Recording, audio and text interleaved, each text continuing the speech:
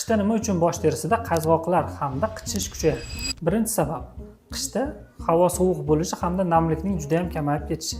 Bunday havoda terining himoya vazifasi pasayadi, baryeri buziladi va buning natijasida qichish kuchayadi. Ikkinchi asosiy sabab issiq xonalar. Qishda turli xil pechlar va konditsionerlar ishlatish natijasida xonada namlik juda ham kamayib ketadi. Buni natijasida bosh terisi quriydi, po'st tashlaydi va qazg'oqlar yuzaga keladi. Uchinchi sabab issiq bosh kiyimlar. Qishda qalin bosh kiyimlar kiyish natijasida bosh terisida havo aylanishi buziladi. Buni natijasida namlik kamayadi, bosh terisida zamburug'lar rivojlana boshlaydi, teri tez yog'lanadi hamda qazg'oqlar kuchayadi. To'rtinchi sabab vitamin yetishmovchiligi.